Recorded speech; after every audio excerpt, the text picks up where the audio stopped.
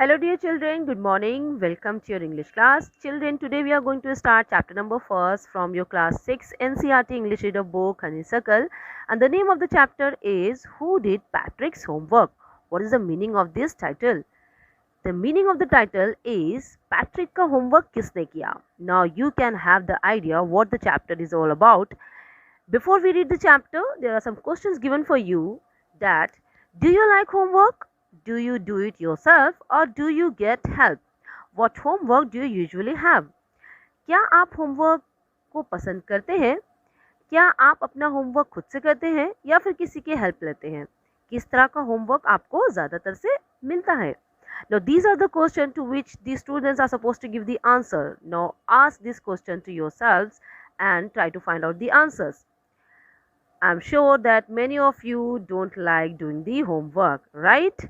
So, this story is also about a boy whose name is Patrick who doesn't wish or who doesn't like to do the homework. This chapter is really interesting. The story reveals around the boy whose name is Patrick. So, let's have the reading of the chapter first. Okay? Patrick never did homework. Too boring, he said. He played hockey and basketball and Nintendo instead. Nintendo is a video game. His teachers told him, Patrick, do your homework or you won't learn a thing. So Patrick नाम का एक boy है जिसको homework करना बिल्कुल भी पसंद नहीं है. वो कहता है कि होमवर्क करना बहुत ही ज़्यादा बोरिंग है और वो कहता है कि उसे तो सिर्फ हॉकी खेलना, बास्केटबॉल खेलना और नाइंटेंडो वीडियो गेम खेलने में ही मज़ा आता है. उसकी टीचर्स उससे कहते हैं कि पैट्रिक, अगर तुम होमवर्क नहीं करोगे तो तुम कुछ भी सीख नहीं पाओगे. And it's true, sometimes he did feel like an ignoramus. Ignoramus means a person who lacks education. Ignoramus means वो इंसान, वो व्यक्ति जिसको कुछ भी आता जाता नहीं हो, which means उसको बिल्कुल भी ज्ञान नहीं हो. तो ये सच है, कभी कभी पैट्रिक को ऐसा लगता था कि उसे कुछ भी समझ में नहीं आता है या उसे कोई भी नॉलेज नहीं है. But what could he do? He hated homework. लेकिन वो कर भी क्या सकता है? उसको होमवर्क करना बिल्कुल भी पसंद नहीं है, बल्कि वो उससे नफरत करता है. होमवर्क करने से उसको बहुत ही ज़्यादा गुस्सा आता है. Then one day he found his cat playing with a little doll and he grabbed it away. To his surprise, it wasn't a doll. Now in the picture you can see, एक दिन क्या होता है कि वो एक cat को देखता है कि एक डॉल के साथ वो खेल रहा होता है वो कैट, तो वो उस डॉल को उससे छीन लेता है. लेकिन जब वो हाथों में उस डॉल को लेता है तो वो सरप्राइज हो जाता है ये देख के कि ये तो डॉल थी ही नहीं, बल्कि वो कौन था? A man of A tiniest size. उसके हाथों में जो डॉल के जैसा दिखाई दे रहा था उसको, वो एक रियल में एक टाइनीस्ट साइज था, विच मीन्स कि वो एक छोटा सा एल्फ था. एल्फ किसको बोलते हैं? जैसे कि कोई भी परी या फिर देव आपने देखा होगा फेरी टेल्स में या इमेजिनरी जितने भी कार्टून्स या एनिमेशंस आते हैं, तो छोटे छोटे टाइनी साइज़ के जो क्रिएचर्स होते हैं उन्हें ही हम एल्फ बोलते हैं. ओके, तो उसके हाथों में वो डॉल नहीं थी जब उसने पकड़ा तो, बल्कि वो एक टाइनियस्ट साइज का एक मैन था. He had a little wool shirt with old fashion breeches and a high tall hat much like a witches. तो जब उसने देखा तो उसको ऑब्जर्व किया कि उसने कैसे कपड़े पहन रखे थे. उसने छोटे छोटे वूल के शर्ट पहन रखे थे और साथ ही पुराने ज़माने के जो फैशन होते थे जिसमें लोग ब्रीचेस पहनते थे, विच मीन्स शॉर्ट ट्राउजर्स पहनते थे, तो उसने वैसे ही ट्राउजर्स पहन रखे थे. और बिल्कुल उसने एक हैट लगाई हुई थी एक विच की जैसी, विच मीन्स जो भी विचेस होती हैं, लाइक जो जादू टोना करती हैं चुड़ैलें, तो वैसे ही एक हैट उसने लगाई हुई थी. He yelled, save me, don't give me back to that cat, I grant you wish, I promise you that. तो वो जो एल्फ होता है, जब पैट्रिक उसको अपने हाथों में लेता है तो एल्फ चिल्लाने लगता है. Yelling means to scream out, चिल्लाना.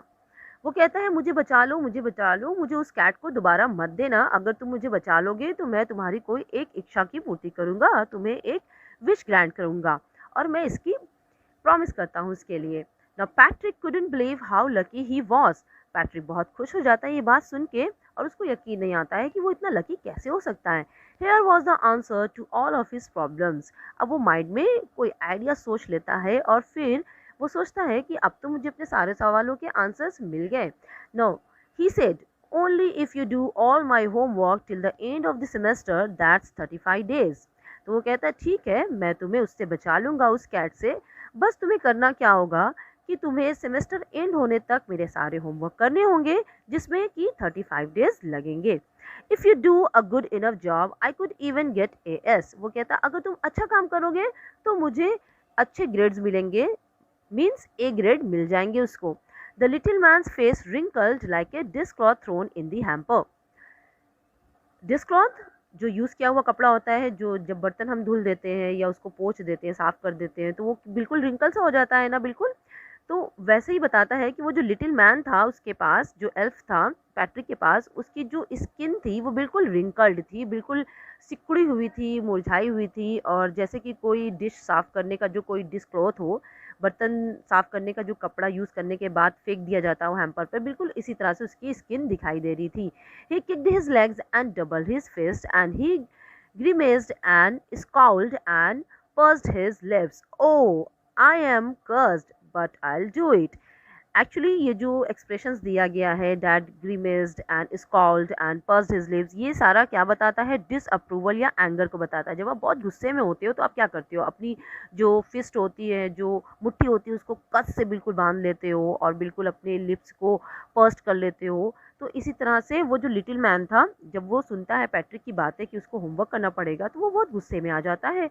वो ये काम करना तो नहीं चाहता है, लेकिन उसको ये अब करना पड़ेगा क्योंकि अब वो प्रॉमिस कर चुका होता है। तो इसलिए वो कहता है कि ओ आई एम कर्स्ड, मुझे तो बिल्कुल शाप मिल गया, लेकिन मैं इसको करूँगा। And true to his words, that little elf began to do Patrick's homework, except there was one glitch. The elf didn't always know what to do and he needed help. Help me, he would say. And Patrick would have to help in whatever way. तो अभी क्या होता है, glitch एक informal word है। इसका मतलब होता है कि किसी काम में जब कोई रुकावट आ जाती है या फॉल्ट आ जाता है तो उसके लिए ये वर्ड यूज़ करते हैं। ओके, नाउ तो अब उसने क्योंकि प्रॉमिस कर लिया था, तो अब एल्फ ने अपना प्रॉमिस पूरा करने के लिए पैट्रिक का होमवर्क करना स्टार्ट कर दिया। लेकिन उसके काम में एक रुकावट आ गई, क्योंकि बहुत कुछ उसको नहीं समझ में आ रहा था। तो इसलिए वो एल्फ जो था वो हर वक्त पैट्रिक्स की हेल्प लेने के लिए चिल्लाता रहता था कि मेरी हेल्प करो, मुझे समझ नहीं आ रहा है कि इसको क्या कैसे करना है, क्या करना है। और पैट्रिक उसको समझाने के लिए उसकी हेल्प करता था।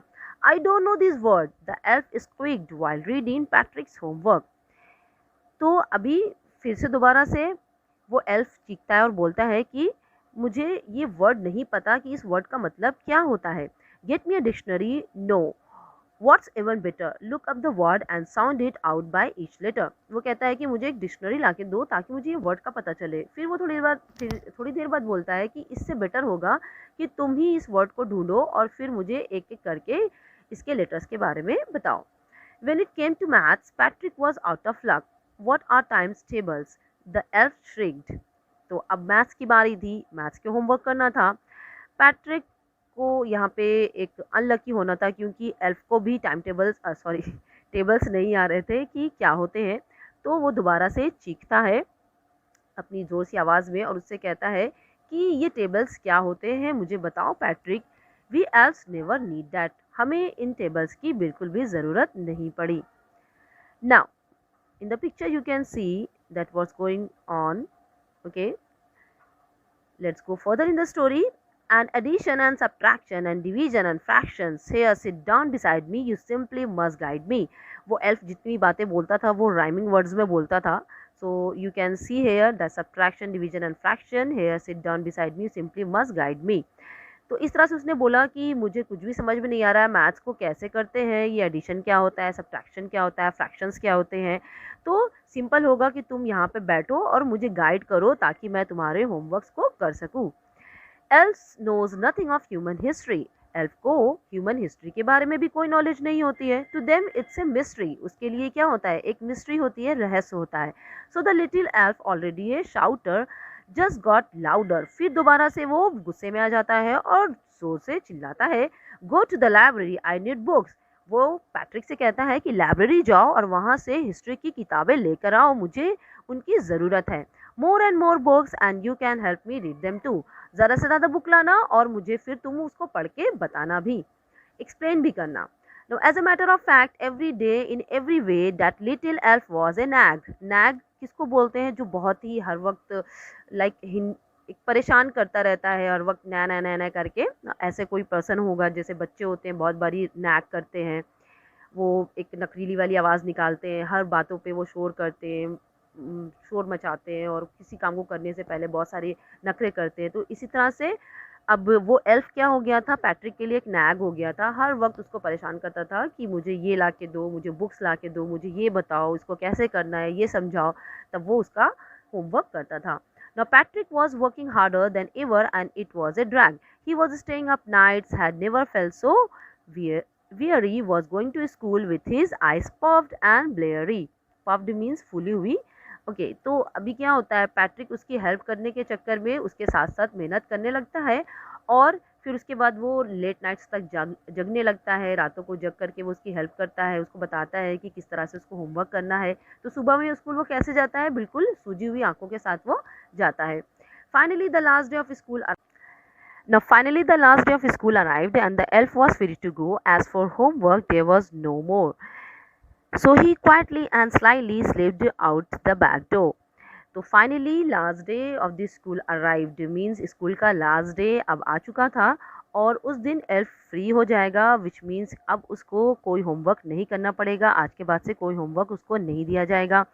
तो अभी वो चुपके से और बहुत ही स्लाइली वे मीन्स सीक्रेटिवली, बहुत ही रहस्यमयी या गुप्त तरीके से वहाँ से वो पीछे के दरवाजे से निकल के चला जाता है। Now Patrick got his AS, his classmates were amazed, his teachers smiled and were full of praise. तो पैट्रिक को ए ग्रेड मिल जाता है, उसके जितने भी क्लासमेट्स होते हैं वो बहुत ही ज़्यादा सरप्राइज्ड हो जाते हैं, अमेज्ड हो जाते हैं देख कर के उसकी परफॉर्मेंस, और उसकी जो टीचर्स होती हैं वो बहुत ही खुश हो जाती हैं और उसको बहुत सारी प्रेस करती है, मीन्स बहुत प्रशंसा करती हैं, उसकी तारीफ़ करती हैं। And his parents they wondered what had happen to Patrick. उसके जो पेरेंट्स थे वो तो बिल्कुल ही शॉक्ड हो जाते हैं देख कर कि आखिर ये इतना वंडर हुआ कैसे, ये मैजिक हुआ कैसे, पैट्रिक ने इतने अच्छे ग्रेड्स लाए कैसे। He was now the model kid, अब वो दूसरों के लिए एक मॉडल किड था, मीन्स एक आइडियल किड था। Now cleaned his room, did his course, was cheerful, never rude, like he had developed a whole new attitude. तो अभी पैट्रिक क्या था, बिल्कुल एक बदला हुआ पर्सन बन गया था। वो अपने रूम को क्लीन करता था और अपने कोर्स जितने भी होते थे, कोर्स मीन्स वो जो डेली वर्क हम रूटीन फॉलो करते हैं, डेली वर्क जो करते हैं उसको कोर्स बोलते हैं। तो वो अपना डेली वर्क, रूटीन वर्क करता था और बहुत ही खुश रहता था, कभी भी दूसरों के साथ रूड नहीं होता था और ऐसा लगता था कि वो बिल्कुल नया एक एटीट्यूड उसके अंदर डेवलप हो चुका है। You see in the end Patrick still thought he would made that tiny man do all his homework, but I'll share a secret just between you and me. It was not the elf, Patrick had done it himself. Now Carol Moore जिन्होंने इस story को लिखा है, Carol मूअर, वो कहते हैं last para में कि यू सी, तुमने देखा होगा कि एंड में कि पैट्रिक को लगता है कि उसका सारा होमवर्क उस टाइनी मैन ने किया है, लेकिन मैं तुम्हारे साथ एक सीक्रेट शेयर करता हूँ। कैरल मूअर ये रीडर्स से कह रहे हैं कि ये बात तुम्हारे और मेरे बीच की रहेगी कि वो कोई एल्फ नहीं था जिसने पैट्रिक का सारा होमवर्क किया था, बल्कि पैट्रिक खुद था जिसने अपना होमवर्क किया था। हाउ, अब आप सोचिए इस बारे में कि किस तरह से उसने सारा होमवर्क किया। When you recall the story, there you will find that elf every time made Patrick do hard work to make him complete the homework. तो आपको अगर याद होगा तो वो जो एल्फ था वो पैट्रिक से हमेशा बोलता था कि मुझे ये चीज़ नहीं समझ में आ रही, मेरी हेल्प करो, मेरी गाइड करो। तो इस तरह से करते करते करते हर रोज़ पैट्रिक ने मेहनत करी और उसको गाइड करने के चक्कर में उसने खुद मेहनत करी, पढ़ाई करी और उसने अपना सारा वर्क कंप्लीट कर लिया। और क्योंकि उसने मेहनत करी इसलिए उसके जो ग्रेड्स थे वो अच्छे आए। Now the story teaches us that the key to success is pure hard work and we must always do our work on our own and that self help can actually produce wonders. Correct. सो अब इस story से आपको ये सीखने को मिल गया कि जो एक हार्ड वर्क होता है, वही सक्सेस की एक की होती है. Okay, I hope you have enjoyed and understood the chapter well. I'll see you next video. Till then, take care. Bye bye.